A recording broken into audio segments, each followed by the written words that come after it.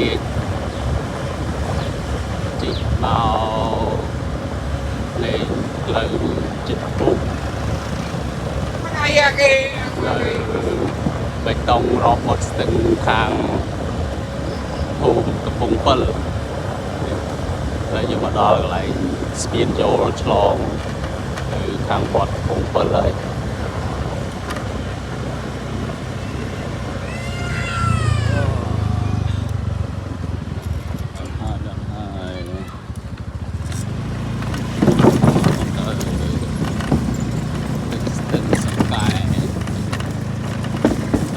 highway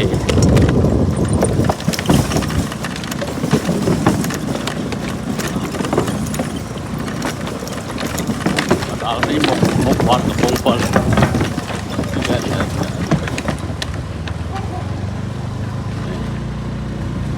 ចូលក្នុងវត្តលេង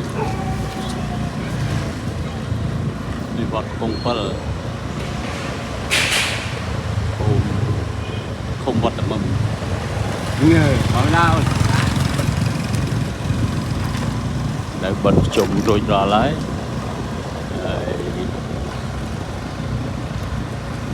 សំណាក់ច្រើនណាស់បងប្អូននៅឆ្ងាយចង់ឃើញទេសភាពនៅក្នុងភូមិវិញថ្លៃអង្គឃុំរៀបចំបានស្អាតណាស់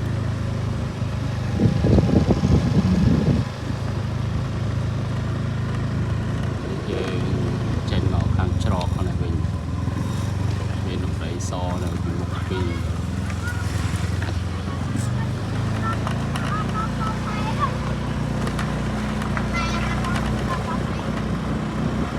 ទៅខាងផ្លូវធំជិតដល់ផ្ទះហើយ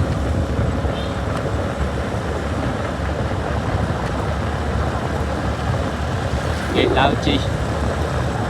កំសាន្តដែរស្រស់ស្រាយពេលល្ងាច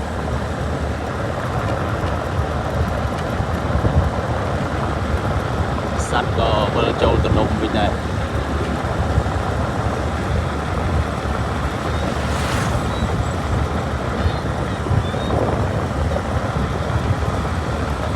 តែធ្វើចែកជូនឲ្យបងប្អូនមើលកំសាន្ត